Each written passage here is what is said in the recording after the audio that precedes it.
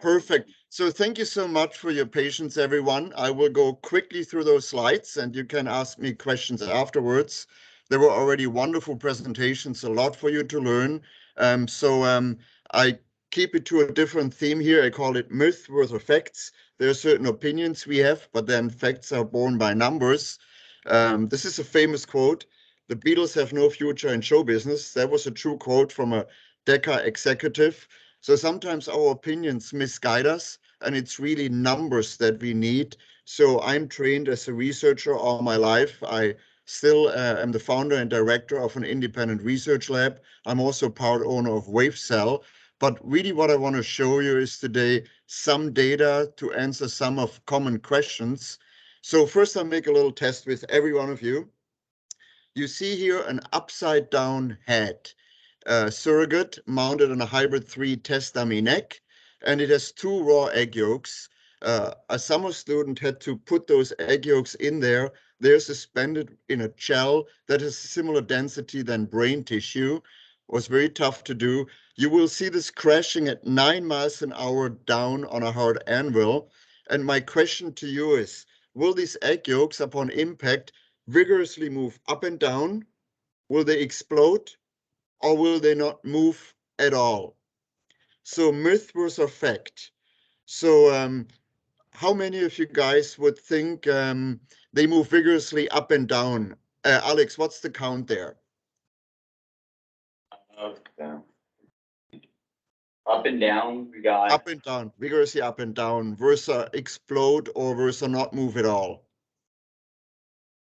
75% moving up and down. Okay, how many go they just break, explode? 1%. How many say they don't move at all? 0%. 0%. Okay. Well, so we all have our opinions based on a lot of experience, but in research, we look at data, and now you see a slow motion movie. It will look very soft and gentle, but it's a hard impact. And they don't move at all. There's a little bit of bending in the neck that causes them to shake very slightly. But in a straight impact in a hydraulic system, nothing can compress. Those eggs or your brain is completely protected. However, in an oblique impact, see what happens? Those eggs vigorously shake back and forth and break. That's how a concussion or brain injury happens. And that's one of those myths that the brain just bounces in your skull. So a skull is the hard surrounding. Originally, hard helmets were made to protect your skull from breaking. But the brain is the opposite. Brain is a soft tissue. And in 90% of brain injuries, you don't have any skull fracture. So we talk about 2 completely different things. What's shocking to me is that helmets are still tested today only in straight impacts. And these impacts were designed for skull fractures. They have nothing to do with the brain. Of course, we know the cost of brain injury, it's high, but I think the social economic burden or the personal burden for people of these life-altering events is the real cost of it that we want to prevent. Just an interesting statistic, the majority of brain injuries comes from simple slips, trips, and falls, work-related ones. They are not from falling from a second, third story or from something dropping in your head. The majority is these simple events. Now, this is a textbook that literally shows you how the brain flies to the front of your skull, recoils to the back, and also it's in every textbook. These textbooks are wrong because brain can only fly inside your skull if your skull will be filled with air. And there's no insult. None of our heads are filled with air. There's not a single cell that has the tiniest air bubble in it. It's completely hydraulic. So you see the same video again. Now we have more like a brain looking model. And in a straight impact, you see this red cross. There is no distortion whatsoever because that straight impact doesn't cause any brain injury. And if you get any type 1, type 2, whatever approved on your helmet, they only test it straight up. And the real injury comes when you have any rotational force. See how that brain get twisted back and forth? And that's like in a top-loading washing machine that moves back and forth. That's the agitation that cleans your laundry. and you don't want to have your brain cleaned. So the rotation is the problem. This is a very interesting video. Again, you watch this on TV and you see that boxer drop and be knocked out cold. But if you do slow motion, it becomes research data, because watch his teeth move over 2 inches, but the lips stay where they were. It's incredible. Watch it one more time. The lips move over, the teeth, and the teeth are connected to the skull. So the skull is rotating like your top-loading washing drum, and the brain inside is getting teared apart. It's awful what happens to his brain, and the brain cannot be fixed. Now, we never came up with that. This is Dr. King, Wayne State University, 1995. If rotational acceleration is the cause of brain injury, how does the helmet protect the brain? There's this decade-old disconnect between the research community that always knew it's the rotation, and helmet testing and test standards that just test straight. It's not that because they don't understand, it's like it's much harder and more sophisticated to simulate those more realistic impacts that measure rotation acceleration, but it can readily be done. But the question is, can we make a helmet that protects those egg yolks? We started on this research in 2005. I had funding from the National Institute of Health, and it took us on a long journey to come up with something that would not break those egg yolks. And you see it here in a 1-minute movie. This model shows how important rotation of the head is in brain injury. To demonstrate this, we place 2 egg yolks inside a head model. When we shake the model, the eggs slosh back and forth. Next, we fill the model to the top with water and seal the system, simulating the brain enclosed in the skull. In this system, the brain and surrounding fluid act as one when exposed to an external force. Notice how the eggs no longer move back and forth in this sealed system, no matter how hard we shake them in a linear fashion, even in a hard hit exceeding 100 Gs.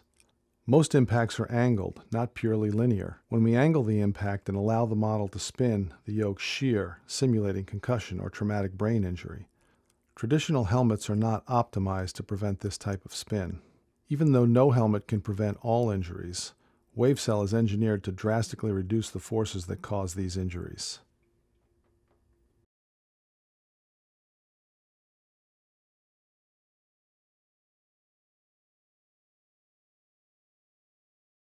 Slip liners, honeycombs, and it really required a whole new cellular matrix. And I show you quickly why that works, what's special about that. It has 3 functions that all happen in parallel. So as the helmet hits the ground, WaveCel cells can fold over to the side to break rotational force transfer. They can crumple like the crumples in a car, and the whole liner will slide 1 to 2 inches inside the helmet. So it's a system. When you crash your car, you have a crumple zone, you have a seatbelt that holds you back, and you have an airbag that blows up in front of you. All those 3 are carefully timed with each other. If you leave one out, it doesn't protect you anymore. Same with WaveCel. It's the whole system and the helmet designed around it. So I often get the question, well, but how about if I have a very soft foam helmet? Wouldn't that also help me? Well, on the left side, you see a pool ball dropping on steel, and it's not spinning at all. On the right side, you see how the foam grabs the sphere and projects the rotational force into it. So we see the same here. If I take a foam helmet, you see the head rotate dramatically and the brain getting distorted. While with WaveCel, it's a completely different dynamics. You slide through the impact and you get very little distortion of your helmet. And of course, these are all research data. We measure the rotational forces. We can calculate the concussion probability, and there's a big difference. That's why we decided to make our own hardhead WaveCel helmet. These are all peer-reviewed published data that I share with you. So I have 2 more things that I quickly want to share with you. Another myth that all hardheads perform the same. So 1967 pickup truck, beautiful, but the 220 Ford 150 Raptor is, of course, much safer. It has airbags, seat belts, ABS, whatnot. But this is a 1967 helmet and a 2020. You can still buy today helmets that have the same technology than 50 years old. And yes, they are very cheap. On the inside, they function exactly the same way, the old-fashioned strap system, which actually is probably the best you can do for a crown impact.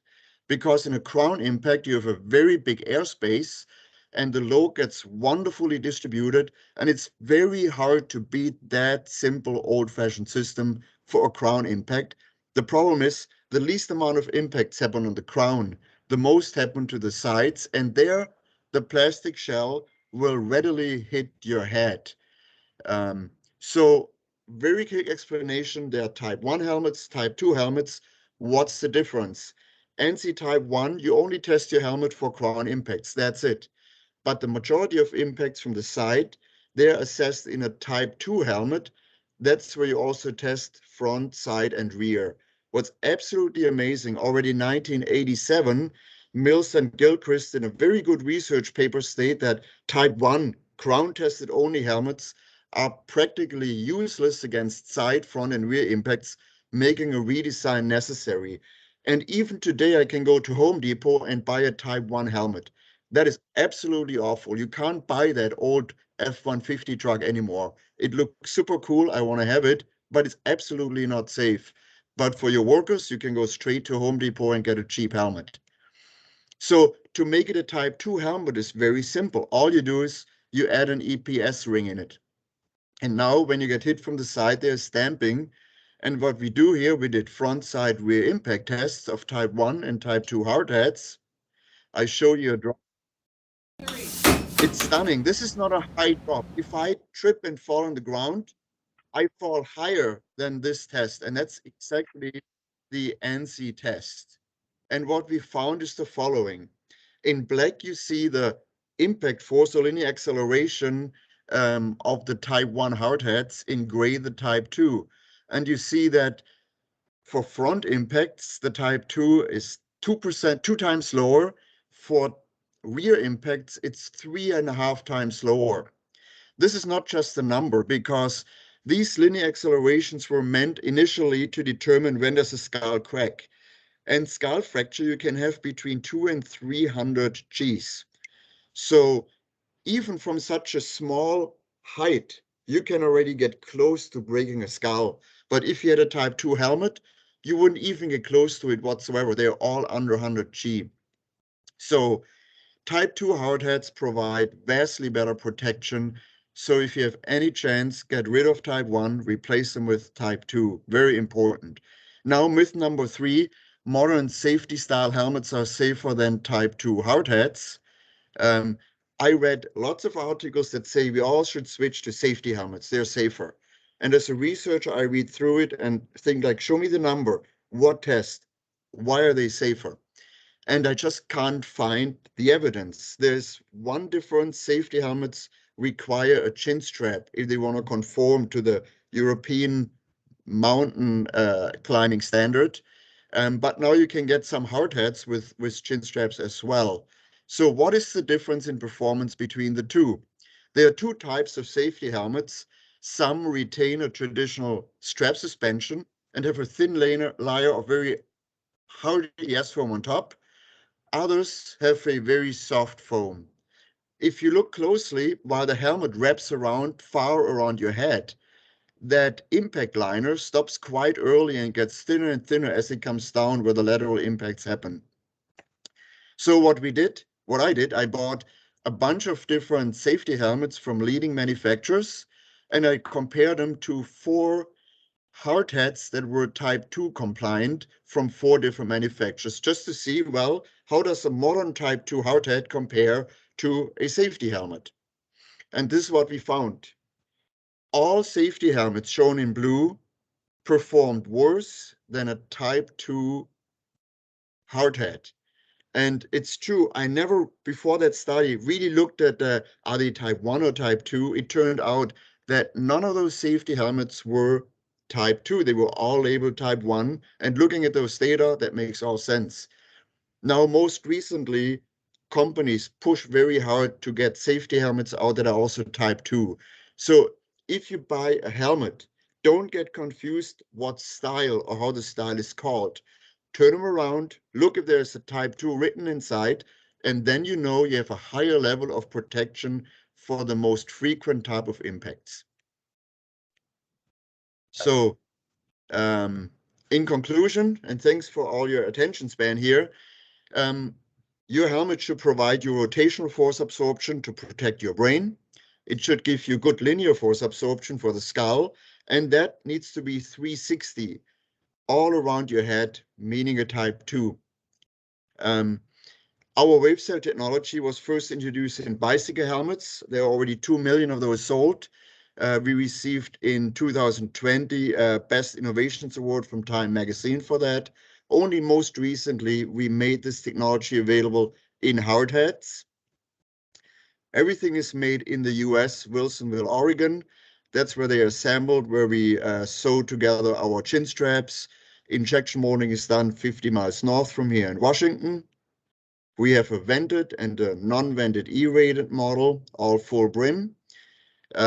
We claim they're safer, cooler, lower, lighter.